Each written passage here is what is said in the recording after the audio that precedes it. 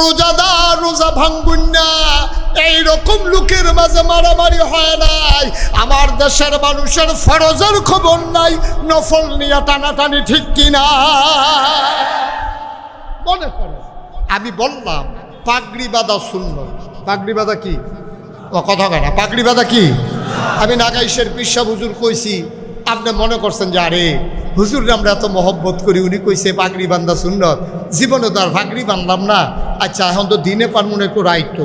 যখন অন্ধকার হইছে উনি বাড়ির সিফাত গিয়া সেটা লুঙ্গি টান দিয়া খুললা টান দিয়া সিরা পাগড়ি বান্ধে আটতে আসছে। আমি কি এই কথা কইছিলাম? পাগড়ি বাঁধা সুন্নত, এটা কি ফরজ বাদ দিয়া না ফরজ রাখা? সালাদ বাতের লগে ভালো হয়, তবে গুস্ত লইয়া। সালাদ ভাতের লগে খাইতে সুবিধা, কিন্তু গুস্তের লগে শুধু ভাত আর সালাদ দিলে এমন হচ্ছে মাইরও খাইতেন পারে।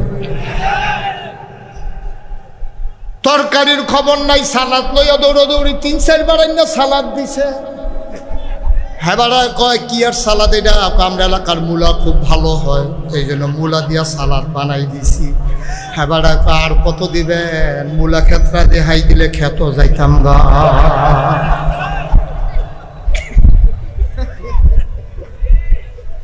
নফল লইয়া দৌড়াদৌড়ি, ফরজের খবর নাই। পাগড়ি লইয়া দৌড়াদৌড়ি, লুঙ্গির খবর নাই। তারে কি বুদ্ধিমান বলবে না বোকা বলবে? বোকা। আরো সহজ করে নোয়াখালীর হুজুর এসে ওয়াজ করতো। কি খালি কি ঘুমাই গেছেন আপনারা? মঞ্চে যারা আছে তারা মনে করছে কথা না কইলে ও সারবো। আমি কিন্তু অনেক মাহফিল সেট আপ চেঞ্জ করে লাইছি, কথা কইনাই না বয়াইছি, কথা না কইনা নামাই দিছি। এখন দেখবেন কথা বাড়িব ডরে। কি খালি নোয়াখালীর হুজুর এসে ওয়াজ করতো। তো হুজুরে কইছে ভাই যত নফলে করে ফরজের কাছেও যাইতে পারবেন। অনেক লোক চিন্তা করলো যে জীবনে এত নফল নামাজ পড়লাম, সব কি ফাও গেল? এই লোক দাঁড়াইছে, হাত উঠেছে। হুজুর প্রশ্ন আছে। কই কি প্রশ্ন? আপনি যে কইলেন কই যান, কেউ দায়িত্ব দিয়ে আসবেন না? আপনি জানেন না গাইছেন হুজুর আইব, আপনি একটা দায়িত্ব দিয়ে আইবেন না? তাড়াতাড়ি যান, চাকরি থাকতো না হইলে। সবাই বাচ্চাটার বসে দেন, বাচ্চাটা বসে দেন। তে মনে করছে অন্য হুজুর, তে বুঝছো না? বসাই দেন, হ্যাঁ বসাই দেন। আমিন কর। কি খালি কি খালি নোয়াখালীর হুজুর এসে ওয়াজ করতো। তো হুজুরে কইছে যত নফলে করেন ফরজের কাছেও যাইতেন পারতেন। একবার দাঁড়াইয়ে কই হুজুর তৈলে যে এত নফল করলাম যেদিকে ফাও গেল, আপনি যদি একটু কইয়া দিতেন কতটা নফল মিলাইলে একটা ফরজ হয়, কাম লাগলে হেই আন্তাজে নফল করতাম।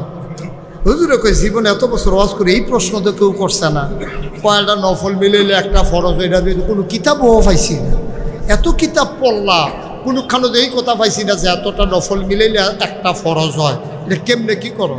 তো হুজুরে খুব চুপ করে বইয়া রয়েছে। কতক্ষণ পরে কয় কি না জিজ্ঞেসলেন? হুজুর জিজ্ঞেসলাম কয়টা নফল মিলাইলে একটা ফরজ হয়। হুজুরে মুচকি হাসি দিয়া কয় যতটা সুপারি গাছ মিলাইলে একটা নারিকেল গাছ হয়।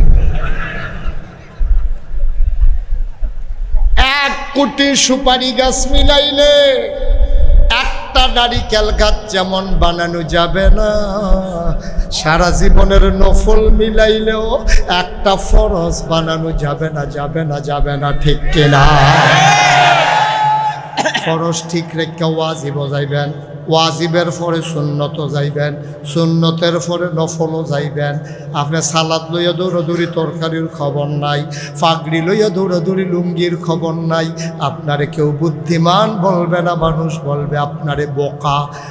মুসলমান মন দিয়ে শোনো, আবার বুঝলাম আমার নবী রহমত প্রমাণ আছে নাকি না? কোরআনুল কারীম আল্লাহ কত সুন্দর করে ওয়াজ করে দিলেন। আল্লাহ বলেন ফাবিমা রাহমাতিম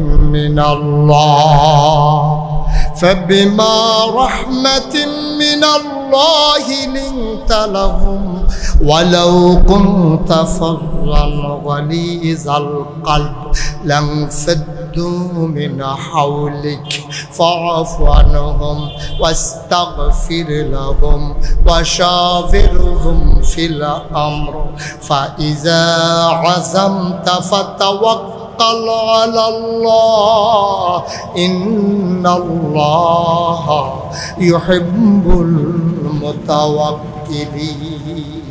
আল্লাহ কয় নবী গো আপনার মনটা বড় নরম, আমার নবীর মনটা গরম না নরম?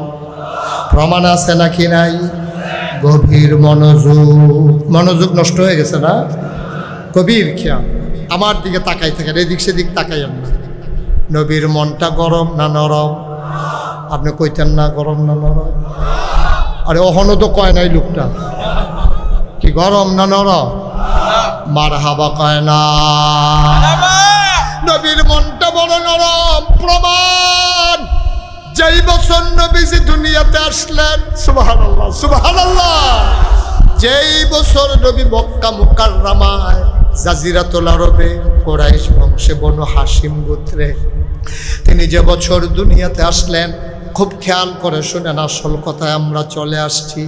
ওই জমানায় সম্ভ্রান্ত বংশের মানুষ যারা যারা ভুইয়া, চৌধুরী, সরকার, খনকার, ফেসকার, স্বর্ণকার, দফাদার, চকিদার, কন্ট্রাক্টর, ইঞ্জিনিয়ার, ডাক্তার, দোকানদার, কাস্টমার, বড় বড় মানুষ যারা, বংশাবলী মানুষ যারা, চেয়ারম্যানের কথা দিকে আমরা, চেয়ারম্যান, মন্ত্রী, এমপি, যারা বড় বড় টাকাওয়ালা মানুষ, তারা করত কি, নিজের বউয়ের বুকের দুধ, নিজের স্ত্রীর দুধ বাচ্চাদেরকে খাওয়াইতেন না। এটা তাদের প্রেস্টিজ ইস্যু ছিল, তাদের একটা ইগো ছিল, তারা এটা আভিজাত্যের প্রতীক মনে করতেন। নবীর জামানায় মায়েরা বাচ্চাকে বুকের দুধ খাওয়াতেন না, তো বাচ্চা খাবে কি? তৎকালীন জামানায় তায়েফ একটা শহর ছিল, এখনো আছে। তায়েফ থেকে মহিলারা আসতো মক্কায়, টাকার বিনিময়ে বাচ্চা নিয়ে যেত, 2-2.5 বছর দুধ খাওয়াইয়া আবার আইনা দিয়া যাইত।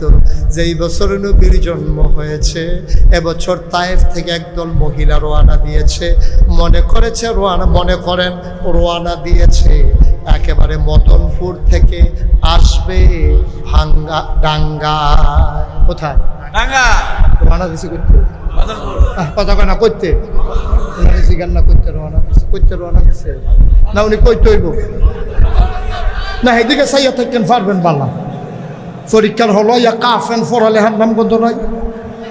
কথা তো আরেকটা মনে পড়ছে, রেখে কইলে যা একটা যে পরীক্ষার হলো গেছে গিয়া, সেটা বইয়া বইয়া ঠর করে কাঁপতে আছে। টুল হইল কার্ডের, ফ্লোর হইল ফাঁকা, তো ফাঁকা কার্ডের ভিতরে, এই ফাঁকার ভিতরে কার্ডের টুলো বইয়া লইরা চাইয়েন কেমন ঠোঁটরি আওয়াজ হয়। তো তে যখন পরীক্ষার আগে তেমনি বইয়া কাঁপতে আছে, হেডমাস্টার স্যারে পাশের রুমের তা আওয়াজ হইনা দৌড়াই আইছে। আইয়া সেটা কয় কাঁপো কেন স্যার? কাফি না স্যার। কয় কি কাঁপো না? তোমার কাফার আওয়াজ হইনা আমি আইছি, তুমি কইতেছো কাঁপো না? কয় জি না স্যার, কাফি না তো স্যার। কয় দেখি তুমি তো এখনো কাঁপতে আসো, তোমার গলা বেড়ে কাঁপতে আছে। কয় যে স্যার না, কাফি না। এই কথা কইয়া সে কাফা কমানের লেগে সামনের বেঞ্চ ধরে বইছে। এখন সামনেরটাও কাফে, বইন্ডাটাও কাফে। স্যার কয় এটা তুমি কি শুরু করছো? কয় স্যার কাফা তখনও শুরু হয়েছে না। কয় কাফা শুরু হইব কোন সময়? কয় প্রশ্নটা এত দিলে না, দেখবেন কাফা কারে কয়।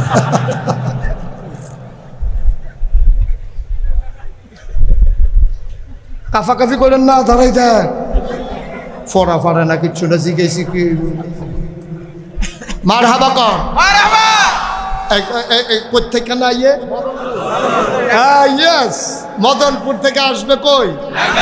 টাঙ্গা। রওনা দিছে একদল মহিলা মদনপুরতে আইয়া, মাত্র আইয়া শেষে নতুন রাস্তার মোড়। নতুন রাস্তার মোড় এখানে আইসে পরে এক মহিলা চিল্লান দিয়া কয় নাই। কি নাই? কয়েকজন নাই। কয় কারা নাই? কয় বিড়ির নাম হালিমা। সুবহানাল্লাহ কইতেন না? আমার লগে আসিল হালিমা, হালিমায় নাই। তখন সবাই নতুন রাস্তার মোড়ে দাঁড়াইয়া কইতেছে, এই আমরা কি ডাঙ্গা চলে যাবা নাকি ওনার জন্য অপেক্ষা করবা? কয় বিকাল হয়ে যে কিনতেছে, শীতকাল্লা বিকাল, বংশাবলী মানুষ, তারা বাচ্চা পরে দেয় না না দেয়, কতক্ষণ দাঁড়াই থাকবো, একটু অপেক্ষা করি। সবাই মিলে একটু অপেক্ষা করছে, হালিমার আর খবর নাই। সবাই মিল্লা রওনা দিয়ে আইসা পড়ছে ডাঙ্গা।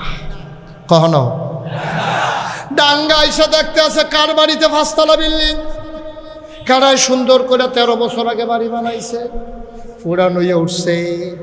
আবার চাইতে আছে কার বাড়িতে 5 তালা, কার বাপ জাপান থাকে, কার বাপ আমেরিকা, কার বাড়ি বড় সুন্দর। খুঁজে খুঁজে খুঁজে খুঁজে তায়েফের মহিলারা, মদনপুরের মহিলা কথা মনে আছে নাকি? মদনপুরের মহিলারা ডাঙ্গার বড় বড় মানুষগুলার বাচ্চা সবাই নিয়ে নিছে টাকার বিনিময়ে। সবাই ফিরে গেল।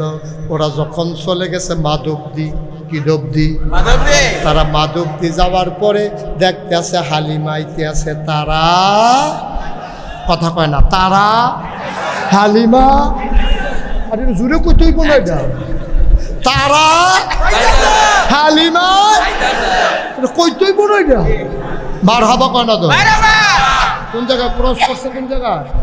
মাধবদী ক্রস করছে। করে হালিমায় দেখে সবার কুলের ভিতরে বাচ্চা, ওয়া ওয়া ওয়া ওয়া কান্দে।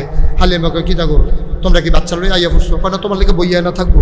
তুই নতুন রাস্তার মুড়াও না, এটাকে ফিসে ফুটে দে সৎকা, তো তোর লেগে আমরা কতক্ষণ দাঁড়াই থাকবো? এই জন্য দাঁড়াইয়ে গিয়ে আমরা বাচ্চা লইছি। হালিমায় ডাক দেয়া কয়, আর বাচ্চা নাই ডাঙ্গায়?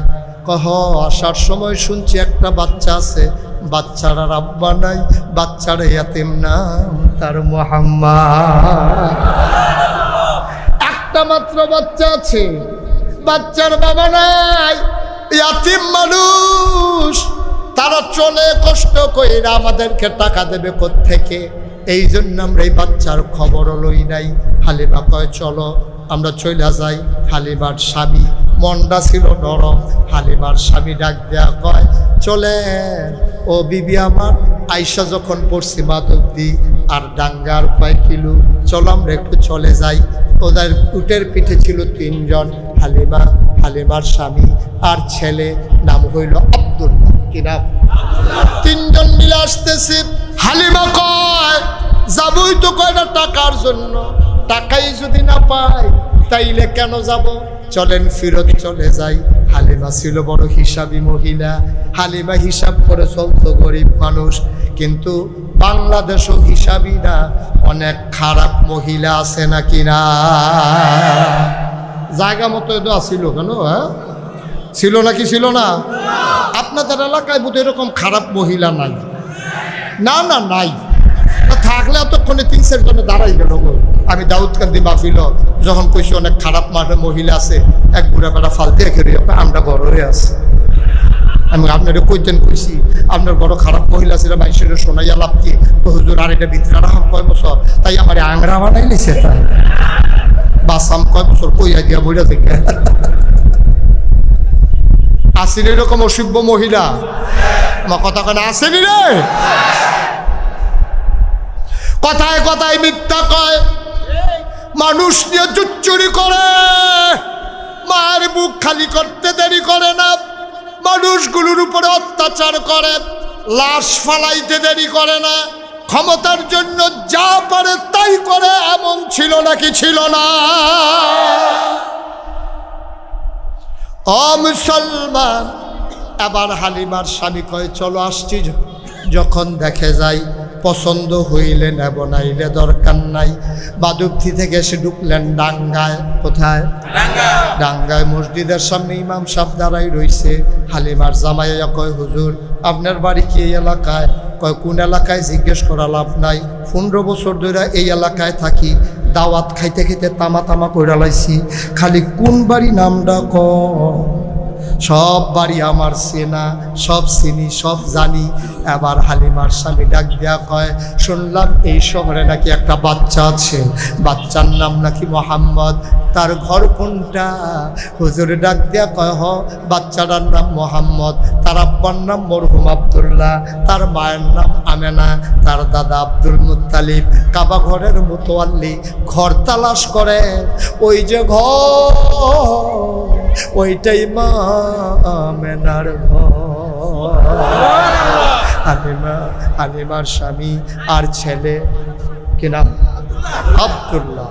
এই আব্দুল্লাহকে নিয়ে ঘরের দরজায় দাঁড়ালেন। হালিমা ডাক দেয়া কয় স্বামী আমার, এই ঘরটাতে শুধু মহিলা আছে, পুরুষ নাই, আপনি ভেতরে যাওয়া ঠিক হবে না, আপনি একটু বাইরে দাঁড়ান।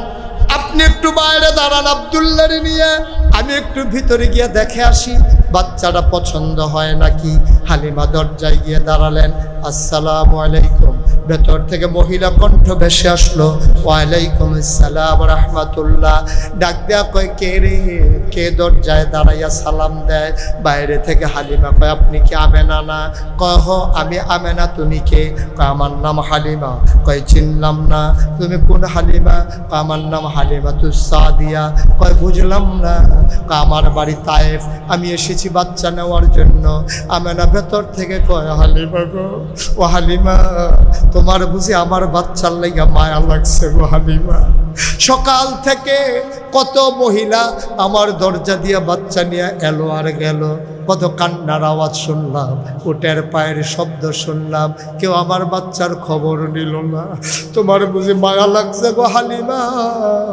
আহলান সাহলান মারহাবা, মোস্ট ওয়েলকাম, আমার ঘরে তোমারে স্বাগতম।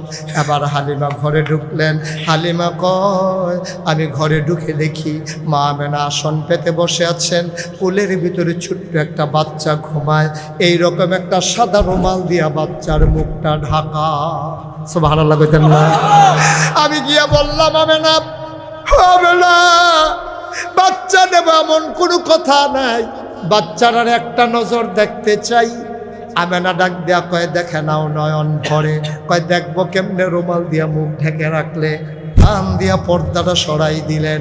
হালিমা কয়, যেই মাত্র পর্দা সরাইল, আমি যখন ছোট বাচ্চার দিকে তাকাইলাম, আমি অবাক বিস্ময়ে তাকিয়ে আছি। জীবনে আমি হালিমা অনেক বাচ্চা দেখেছি, খোদার কসম এইরকম সুন্দর বাচ্চা আমার জীবনে আমি আর একটাও দেখি না।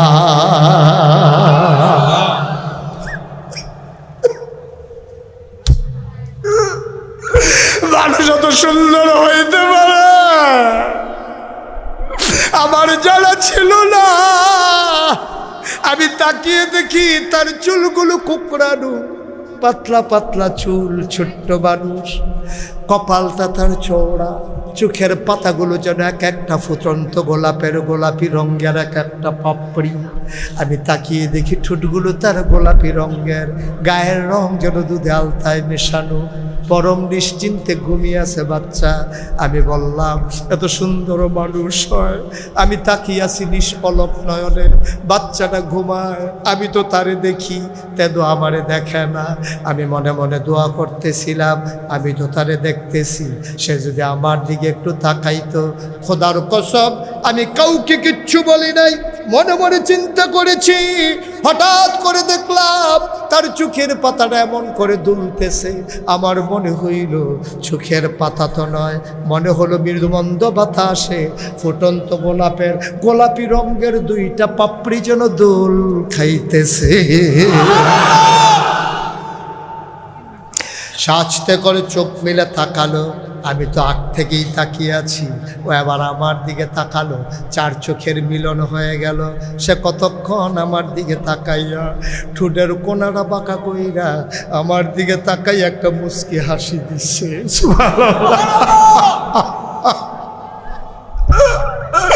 ঠোঁটের কোনাটা বাঁকা কইরা আমি হালিমার দিকে একটা মুচকি হাসি দিল। হাসিটা দেখার সাথে সাথে আমার মনে হইল আমার কলিজাটা যেন দুইটা ভাগ হয়ে গেছে। আমি লাফ দিয়া ঘরের বাইরে গেলাম। আমি আমার স্বামীকে বললাম, স্বামী, ও স্বামী, স্বামী, স্বামী গো, তারা যদি একটা টাকাও না দেয় এই বাচ্চা ফালাই আমি যাবো না গো স্বামী।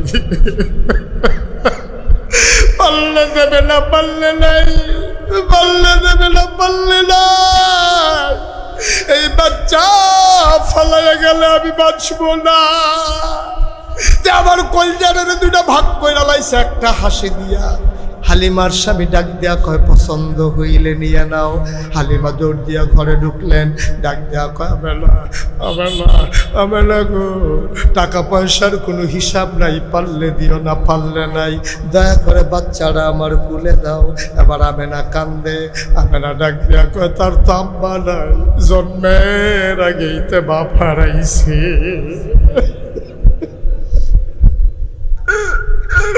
এই চাঁদের টুকরা বাচ্চা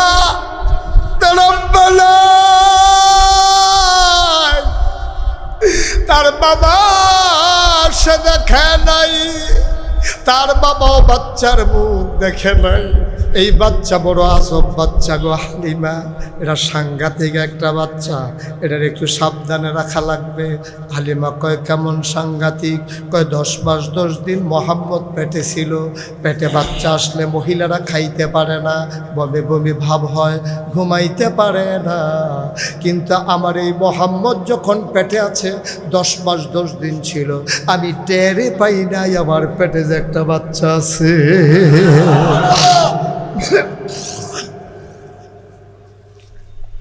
এই বাচ্চা বড় আজব বাচ্চা, একটা পিঁপড়া কামড় দিলে আমি টের পাই।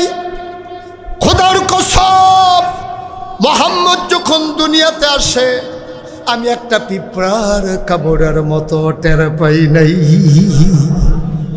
এই বাচ্চারা এমন বাচ্চা, ঘুম পাড়াই দিলে কাঁদে না, নড়ে না, এই পর্যন্ত একবারও কান্না করে নাই। আমার বাচ্চারা খাওয়াই দিলে যেমন, না খাওয়াইলেও তেমন, খিদা লাগলেও বাচ্চা কান্দে না। এটা বড় আজব বাচ্চা গো হালিমা, তোমার কাছে আমানত হিসাবে দেব। তবে শোনো শোনো শোনো, এই বাচ্চা নিয়ে আমার একটা দুঃখ আছে হালিমা গো। ও হালিমা, এই বাচ্চাটা নিয়ে আমার একটা দুঃখ আছে। এই চাঁদের টুকরা বাচ্চা, এত সুন্দর বাচ্চা, আমি তার মা, আমি তার বাবা। তার বাবা যদি বেঁচে থাকতো তার জন্য কত খেলনা কিনে আনতো, আমি তার একটা খেলনা কিনা দিতে পারি নাই, একটা কাগজের ফুলও দিতে পারি নাই গো হালিমা। হালিমা গো, এটা নিয়ে আমার বড় দুঃখ গো, আমি তার কিচ্ছু দিতে পারলাম না। শুনো শুনো শুনো, একদিন দুপুরবেলা গোসল করার জন্য আমি হাম্মামে ঢুকেছি, গোসলখানায় ঢুকেছি। আমি আমার বাচ্চা ঘুম পাড়াই দিলে নড়ে না, সে কথা বলে না, সে চুপ মেরে থাকে। হালিমা গো, আমি যেই মাত্র গায়ে পানি ঢেলে দিয়েছি, হঠাৎ করে টের পাইলাম ঘরের ভেতরে কে যেন নড়াচড়া করে, পা গুলা নাড়াচাড়া করে। আমি তাড়াতাড়ি জানালা খুলে তাকাইয়া দেখি আমার মোহাম্মদ, আমার মোহাম্মদ। আমি তাকাইয়া দেখি সে হাত দিয়া কি যেন ধরতে চায় আর খিলখিল করে হাসে। আমি চিন্তায় পড়ে গেলাম, কি হলো আমার মোহাম্মদের? উপরের দিকে তাকাইয়া দেখি আমি তারে খেলনা কিনা দিতে পারি নাই, তার আব্বাও তো ছিল না, আমি তারে কিচ্ছু করতে পারি নাই। কিন্তু আমার আল্লাহ তারে কোনো কিছুর অভাব রাখে নাই। আমি তাকাইয়া দেখি আমার আল্লাহ আকাশের চাঁদ আর তারাগুলারে আমার মোহাম্মদের হাতের নাগালে খেলনা বানাইয়া পাঠাই দিছে।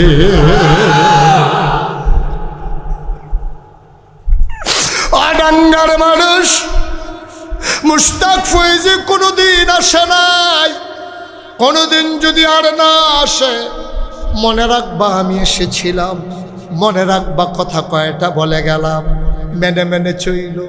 একদিন কবরে চলে যাবারে ভাই, যারা ছিল তারা নাই, আমরা যারা আছি আমরা একদিন থাকবো না।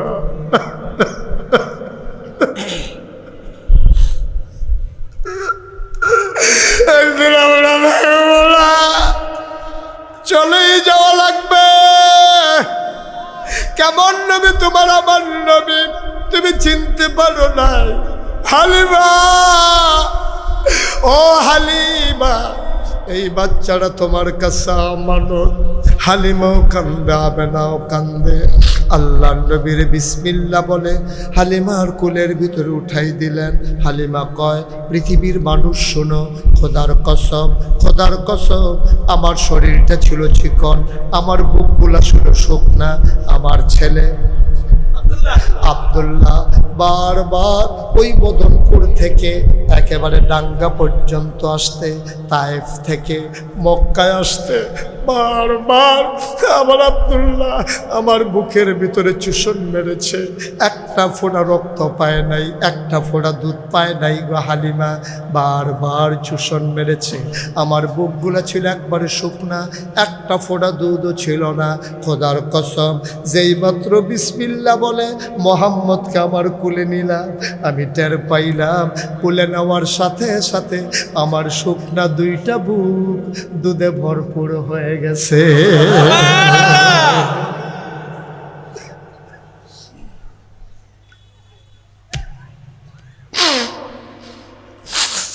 আমি তাড়াতাড়ি ঘরের বাইরে গেলাম, আমি বললাম স্বামী আর একটা সেকেন্ড দেরি করা যাবে না, চলেন তাড়াতাড়ি রওনা দেই।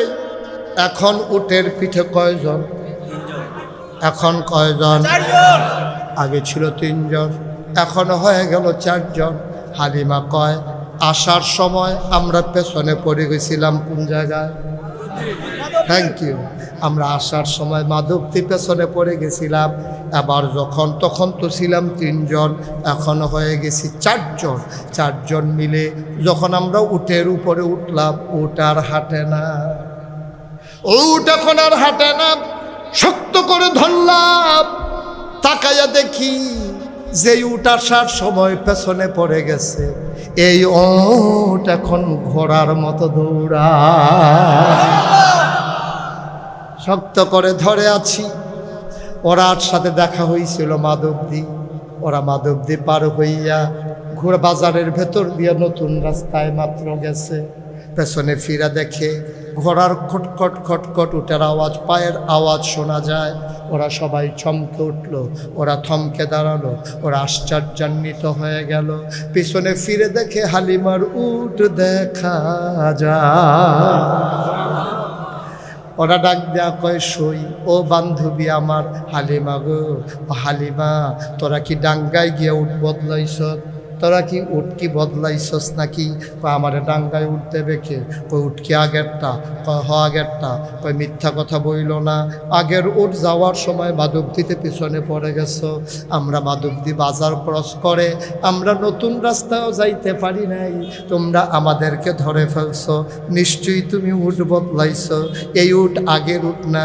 হালিমা ডাক দেয়া কয় বান্ধবীরা গো, খোদার কসম উঠ আগেরটাই। কয় উঠ এখন এমনি দৌড়ায় কেমনে? আমি কেমনে দৌড়ায়? কয় জানে কে? কয় আমি জানি না। কয় তাইলে কে জানে? কয় আমার স্বামীও জানে না। কয় তাইলে জানে কে? কয় আমার ছেলে আব্দুল্লাহও জানে না। তাইলে উঠ কেন দৌড়ায় জানে কে? হালিমা কান্দে আর কয় আমার মনে হয়ে জানে মক্কার শিশু মুহাম্মদ।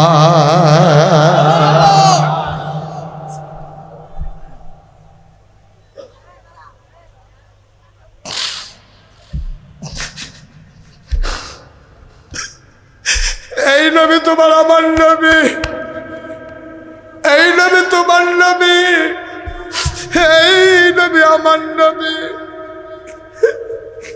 হালিমা তাড়াতাড়ি করে আল্লাহর নবী বুকের ভিতরে লাগাই দিলেন দুধ খাওয়ার জন্য। চপ চপ চপ চপ করে আল্লাহর নবী দুধ খাইলেন। মহিলাদের একটা অভ্যাস আছে, এক বুকের দুধ খাওয়াইয়া পরের বুকে লাগায়। হালিমা কয় আমি যখন একটা বুকে মোহাম্মদকে লাগাইলাম, এবার দুধ খাওয়ার পরে দ্বিতীয় বুকে লাগালাম, উমা মোহাম্মদ দুধ খায় না, মুখ বন্ধ করে রাখে। আবার আখের বুকে লাগাইলে খায়, পরের বুকে লাগাইলে খায় না। আমি চিন্তায় পড়ে গেলাম মোহাম্মদ এমন করে কেন? এবার মোহাম্মদ রে আব্দুল্লাহর আব্বার কুলে দিয়া আমি বললাম আব্দুল্লাহরে দেন। আব্দুল্লাহরে নিয়া মোহাম্মদ যেই বুকে দুধ খাইছে সেই বুকে লাগাইতে চাইলাম, আব্দুল্লাহ সেই বুকে মুখ লাগায় না। যেই বুকে মোহাম্মদ খায় না, আব্দুল্লাহরে লাগাই দিল চপ চপ করে দুধ খায়। আমি চিন্তায় পড়ে গেলাম, আরে আজব এক বাচ্চা নিয়ে পড়লাম দেখি। এই বাচ্চা কোন সময় তার দুধ ভাইয়ের সাথে হিসাব মিলাই ফেলছে। ভাই তোমার অধিকারে আমি হাত দেব না, আমার অধিকারে তুমি হাত দেবা না। তুমি খাবা এক বুকের, আমি খাবো এক বুকের, আমরা সীমা লঙ্ঘন করব না, একজন আরেকজনের দুধে মুখ লাগাবো না, আমরা দুই ভাই ভাগ করে নিলাম। হালিমা কয় আমি ঘুমের মাঝে ঘুমের মাঝে মোহাম্মদের বুকে ওই আব্দুল্লাহর বুকটা লাগাইতে চাইছি, দুধটা লাগাইতে চাইছি। ঘুমের মাঝেও ভুলে কোনোদিন মোহাম্মদ আব্দুল্লাহর দুধে মুখ লাগায় না। পৃথিবীর মানুষ, একবিংশ শতাব্দীর সূচনা লগ্নে তোমরা অনেক দূর আগাইছো, তোমরা উপগ্রহ পাঠাই দিছ, তোমরা মঙ্গল গ্রহে জমি চাষ করার জন্য পরিকল্পনা করছো, তোমরা ড্রোন আবিষ্কার করেছো, মানুষ্যবিহীন বিমান আবিষ্কার করেছো, তোমরা মানবতার জন্য জাতিসংঘ করো, রেড ক্রিসেন্ট করো, তোমার জাতিসংঘের সদর দপ্তর সহ গুড়িয়ে দেওয়া হয়। আমি বলি নতুন করে আর মানবাধিকার লাগবে না। ১,৫০০ বছর আগের ছোট্ট দুধের শিশু নবীর জীবনের দিকে তাকাও, মানবতা কারে কয় সেই দিন তিনি শিখিয়ে দিয়েছেন, ঠিক কিনা? এক ভাই আর এক ভাইয়ের অধিকারে হাত দেয় নাই। আজকে তোমরা শক্তিশালী দেশ, তোমরা এক দেশে আরেক দেশে আক্রমণ করতে চাও। আমার দেশের ছাত্র জনতা আমার দেশের প্রধানমন্ত্রীকে ঘেরাও করেছে, তোমরা হেলিকপ্টারে করে নিজের দেশে নিয়ে গেছো। আমরা বলে আপত্তি নাই, নিয়ে যাও, তবে আমরা কেউ দেশ ত্যাগ চাই নাই। আমরা সবাই মিলে চেয়েছিলাম পদত্যাগ, ঠিক কিনা? আমরা সবাই বলেছিলাম দফা এক দাবি এক, পদত্যাগ পদত্যাগ। ছাত্র জনতা, ইমাম আলেম, রাজনৈতিক নেতৃবৃন্দ সবাই চেয়েছিল পদত্যাগ। আল্লাহ কয় পদত্যাগে হবে না, দফা এক দাবি এক, দেশ ত্যাগ দেশ ত্যাগ। এই খেলা কার? তোমরা নিয়ে গেলা আমার দেশের প্রধানমন্ত্রীকে, আমরা বিচার করব আমাদের দেশের আইন মতো, তোমরা নিয়ে আটকে রেখেছ। সেখানেই শেষ না, মানুষের জমিদারি হারাই গেলে মানুষ যেমন পাগল হয়ে যায়, আজকে ভারতের শাসক মহল তাদের জমিদারি হারাইয়া পাগল হয়ে গেছে, ঠিক কিনা? তারা বাংলাদেশকে করত রাজ্য মনে করত, তারা মনে করত এই দেশের মানুষগুলো গোলাম। আমি বলতে চাই ৫৬,০০০ বর্গ মাইলের বাংলাদেশ, টেকনাফ থেকে তেঁতুলিয়া, রূপসা থেকে পাথুরিয়া, ১৮ কোটি বাংলাদেশের জনতা তাদেরকে দাবিয়ে রাখতে পারবে না।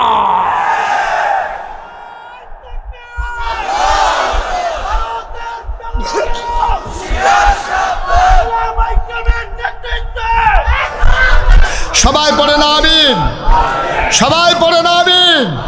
বন্ধুগণ, ওরা মনে করেছে ওদের জমিদারি হারিয়ে গেছে, এই বাংলাদেশটা যে একটা স্বাধীন দেশ তারা মানতেই রাজি নয়।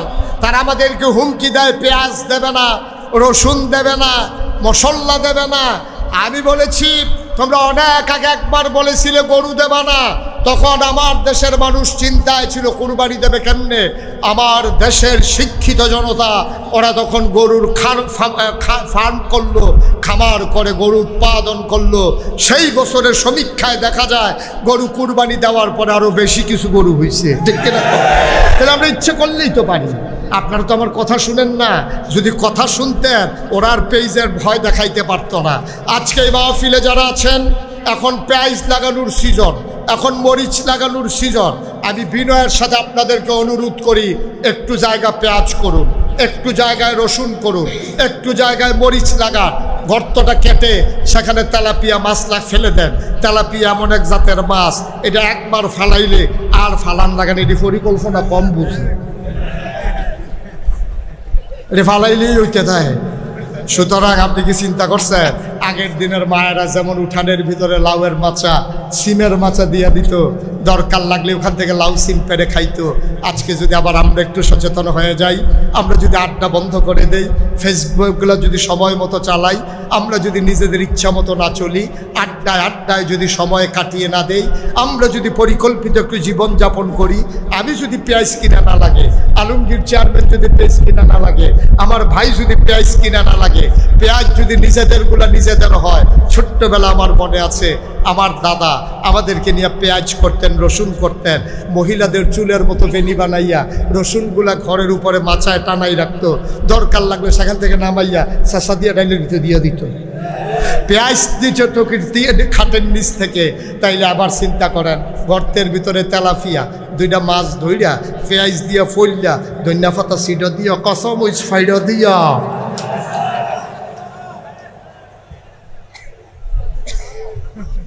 ঠিক কিনা কও? আর কোনো কিছু দরকার আছে? আমরা যদি নিজেদের অনাবাদী জমিনগুলো আবাদ করতে পারি, আমরা যদি আমাদের শিল্প কারখানাগুলোকে মালিক শ্রমিক অংশীদারিত্বের ভিত্তিতে ভালোবাসা নিয়ে চালানো শুরু করে দেই, আমরা যদি জনতা বাংলাদেশ প্রশ্নে এক হয়ে যাই, মনে রাখবো পেঁয়াজের জন্য যদি আর ইন্ডিয়া যাওয়া না লাগে, পেঁয়াজ রসুন আদা তারপরে কি বলে কাঁঠাল আনারস এগুলো রেখে দেওয়ার জিনিস না। আনারস পাকলে খাইতে হবে, নাইলে ফালাইতে হবে। তোমাদের থেকে আমরা মাগনা আনারস আনি না, আগে টাকা দেই তারপরে আনারস নেই, ঠিক কিনা বলো? আমরা আগে টাকা দেই তারপরে কাঁঠাল নেই। তোমরা যদি বন্ধ করো আর আমরা যদি বলি পেঁয়াজ কাঁঠাল আনারস আনবো না, সেই দিন বেশি দূরে নয়, কাঁটা তারের বেড়ার কাছে আইসা ইন্ডিয়ার তারা আমরা ডাক দিব, দুলাভাই দুগলা ফেজ নিয়ে আমরা বলবো নিহি খায়েঙ্গে শহীদ তলে।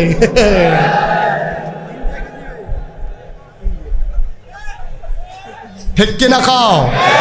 তোমরা চোখ রাঙ্গাও, তোমরা বাংলাদেশকে চিনতে পেরেছ?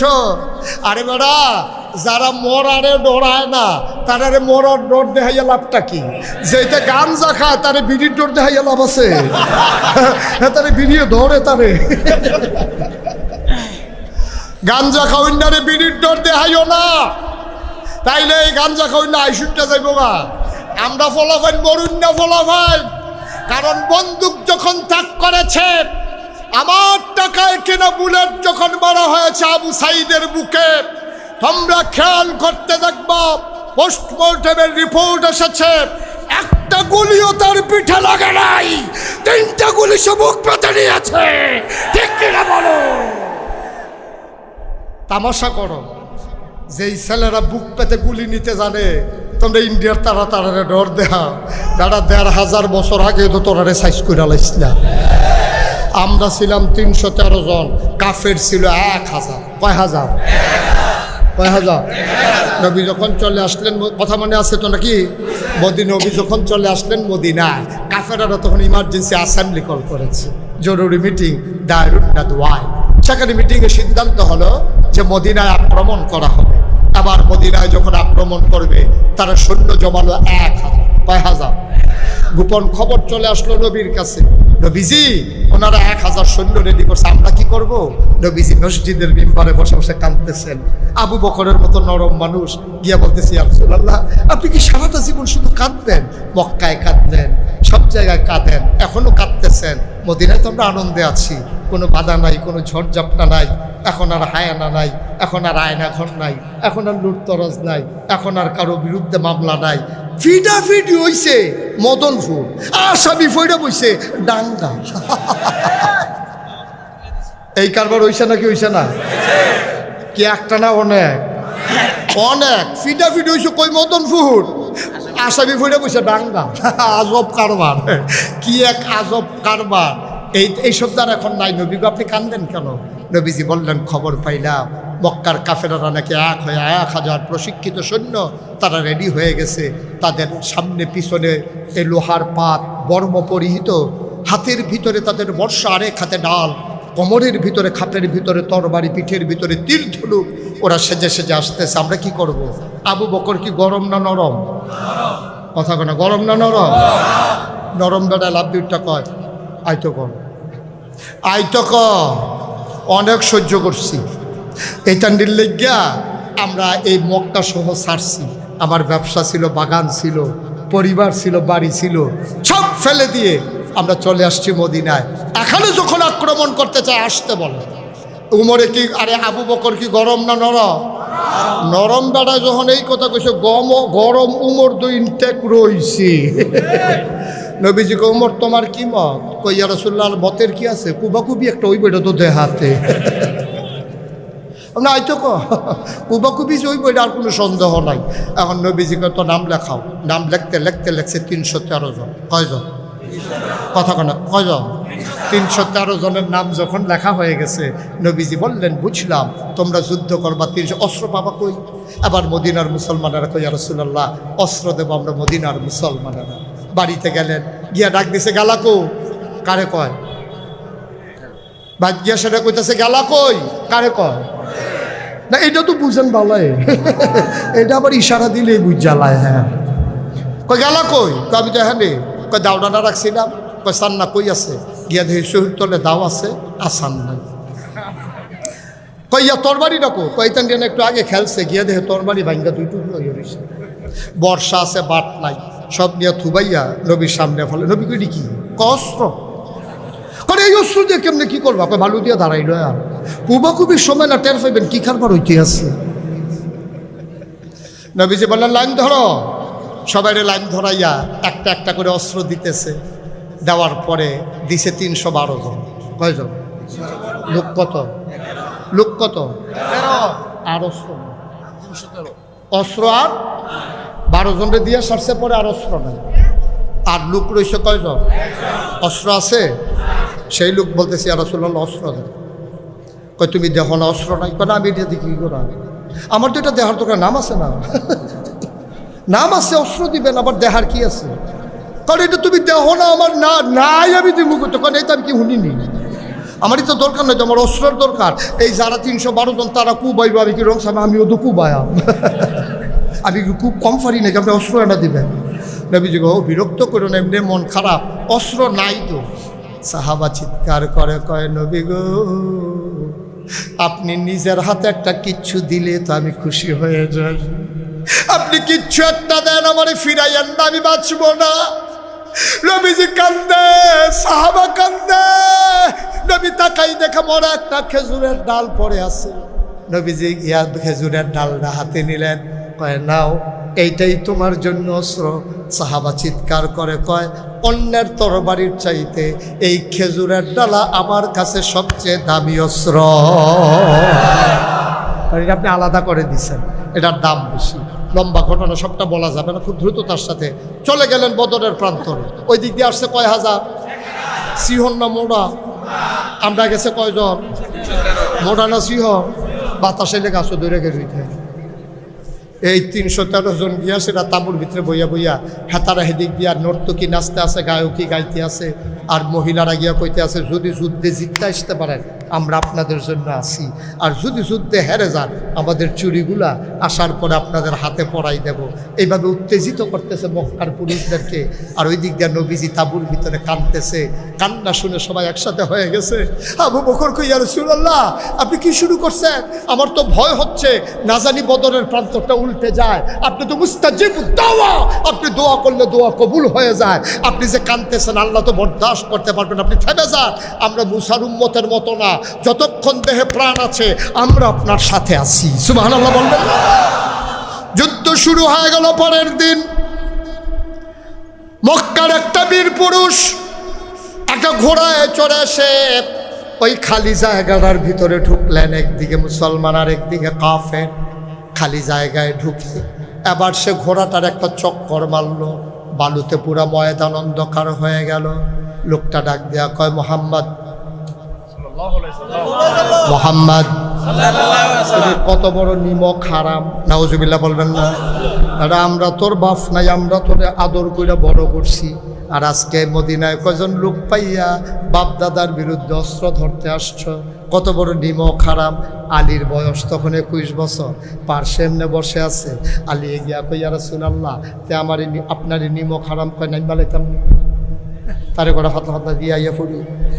আলী নবীজি ডাক দেখো আলী রে, ও আলী বুঝবি না এটা বড় বীর পুরুষ। মক্কায় এই বীর পুরুষ আর নাই, তুই পারবি না, তুই ছোট মানুষ বস।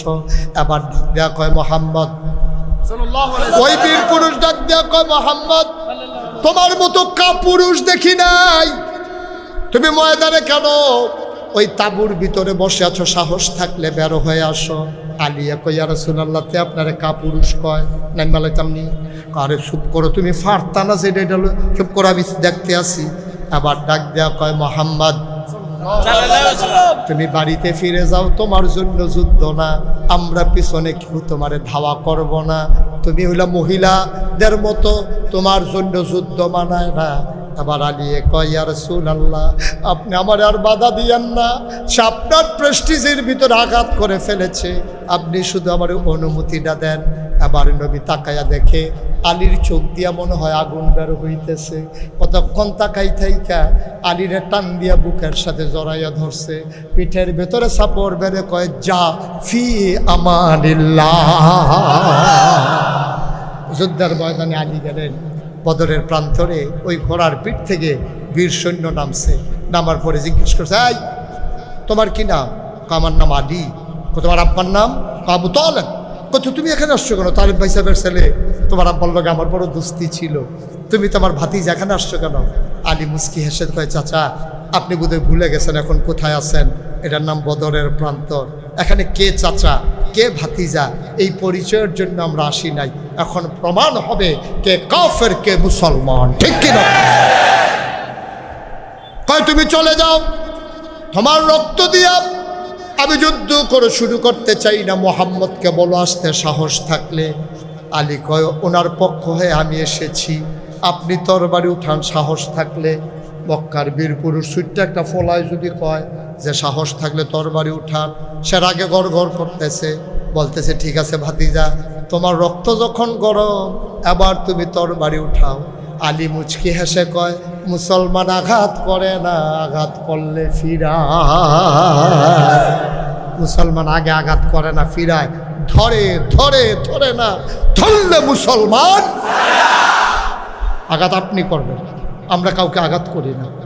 আবার মক্কার বীর পুরুষ টান দিয়ে তরবারি বের করলেন। বিকেলের সোনালি রোদ তীর্যকভাবে পড়তেছিল। তরবারির গায়ে যখন রোদ পড়েছে, বদরের প্রান্তরে বিজলি চমকাইছে, ভয় পেয়ে গেছে সবাই। লাত মানাত ওজ্জার নাম নিয়া এবার আলীর মাথা বরাবর কূপ মারছে। আলী কি মোটা না চিকন? আলী টাচ করে মাথা ঘুরাই দিছে, তরবারি চলে গেছে মাটির নিচে, একবারে খাপ বাপ হাতে হাত সহ মাটির কাছে চলে গেছে। এখন মক্কার বীর পুরুষ সুজানা বাঁকা। আলী কয়, আর সুযোগ হাতছাড়া করা যায় না। আল্লাহু আকবার বলে তরবারি নিয়ে ঘাড় বরাবর এমনভাবে আঘাত করলো, একটা আঘাতে দেহ থেকে কল্লাটা আলাদা হয়ে গেল। মুসলমানরা লাফ দিয়ে দাঁড়িয়ে গেলেন। আল্লাহর নবী লাফ দিয়ে মাঠে চলে আসলেন। আলীর টান দিয়ে কুলের ভিতরে জড়াইয়া ধরলেন, কপালে চুমু খাইলেন, ডাক দিয়া আলীরে কারবারটা করলি কি? পুরা মুসলমান আবার কুবাকুবি শুরু করে দিছে। 313 জন, 70টারে 2 টুকরা করে লাইছে, বাকি 2টা দিছে দৌড়। কোনোটার ফাঁসা নাই, কোনোটার হাত নাই, কোনোটার ফাও নাই, ও মাগো কইয়া দিছে দৌড়। একবারে দৌড় দিয়া গিয়া পড়ছে খেজুরের ডালের সামনে। খেজুরের ডালওয়ালা বেটা নসুপ করে দাঁড়াই দিছে। হাতে কয়, ভাই তুমি কে? আমি মুসলমান। কত এখনো দাঁড়াই দিছি? তাকে চাইতে আছি কে কি করে, কোন দিক দিয়া যায় খেয়াল রাখতে আছে। কত তোমার কাছে অস্ত্র শস্ত্র নাই? কয় না, এই যে দাঁড়াই দিছি। কত তোমার 2টা কূপ দিয়া যায়? কয় দেন না। যখন কূপ দিতে গেছে মাথা ঘুরাইয়া ওই লুঙ্গির খুঁট থেকে ওই খেজুরের ডালা বার করে চোখ বন্ধ করে আল্লাহু আকবার বলে তার এমন জুড়ে একটা আঘাত করছে। সাহাবা কয়, খোদার কসম আমি চোখ খুলে দেখি ধারালু তরবারির আঘাতে মানুষ যেমনি 2 টুকরা হয়ে যায়, নবীর দেওয়া খেজুরের ডালের আঘাতে মানুষটা 2 টুকরা হয়ে ময়দানে পড়ে আছে। আমরা সেই মুসলমান, ঠিক কিনা বলো? আমরা সেই মুসলমান। আমরা মুসলমানের আজকে দুর্বল হয়ে গেছি, কিন্তু মনে রাখবো আমাদেরকে যদি ও দুর্বলতায় পেয়ে বসে, আমাদের গায়ের ভিতরে আবু বকর, উমর, উসমান, আলীর রক্ত, ঠিক কিনা বলো? সব বেঈমানি করে, রক্ত কখনো বেঈমানি করে না। সুতরাং মুসলমান যদি আবার গর্জন দিয়ে ঝাঁপিয়ে পড়ে, ভারতের শাসক গোষ্ঠী থেকে জনতা মনে রাখবো তোমাদেরকে 15-20 জন দিয়ে আমরা হালি গলি না, ঠিক কিরকম? ময়দানে আসলেই টের পাবো মুসলমান কি জিনিস। সুতরাং আজকের এই ময়দান থেকে, এই মহাসম্মেলন থেকে মুশতাক ফয়েজি জানিয়ে দিতে চায়, বাদাস মেত লড়াই হবে, এই লড়াইয়ে জিততে হবে, ঠিক কিনা বলো? এর বাইরে আমাদের কোনো রাস্তা নাই, ঠিক কিনা বলেন? আল্লাহ তাবারক ওয়া তাআলা সবাইকে কবুল করুক, সবাই বলে আমিন। বন্ধুগণ, আপনারা জানেন আমি মুশতাক ফয়েজি, আমাদের দাওয়াত দেওয়ার জন্য কর্তৃপক্ষ যারা গিয়েছে তারা দেখেছে যে কর্তৃপক্ষ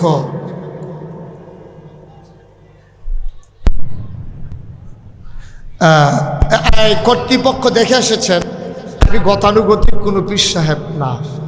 আমার এখানে 1800 শতক জায়গার উপরে আমার কমপ্লেক্স, 1800 শতক। আমার একটা খানকা আছে, দাখিল মাদ্রাসা, নুরানি মাদ্রাসা, হাফিজিয়া মাদ্রাসা, ধাতব্য চিকিৎসালয়, গণপাঠাগার, গবেষণাগার, ছাত্রাবাস, ইয়াতিমখানা, মসজিদ। মারহাবা বলবেন না?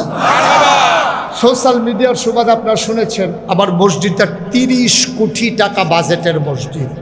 বাংলাদেশে না পৃথিবীতে এই প্যাটার্নে কেউ মসজিদ করে নাই। নিচতলায় হাসপাতাল, দোতলায় আর 3 তলায় মসজিদ। মারহাবা বলবেন না? আমি গরিব মানুষ, এই 30 কোটি টাকার মসজিদ আমি নিয়ত করেছিলাম আমি 1 বছর মাহফিল করে যা হাদিয়া পাই পুরো 1 বছরের হাদিয়া আমি আমার মসজিদে দিয়ে দেব। আমি 25 লক্ষ টাকা আমি একসাথে মসজিদে দিয়া কাজ শুরু করেছি। গতকালকে আমি এসেছি আপনাদের এখানে বাড়ি থেকে, আমি দেখে আসলাম 4 কোটি 63 লক্ষ টাকা আমার মসজিদে ইতিমধ্যে খরচ হয়ে গেছে।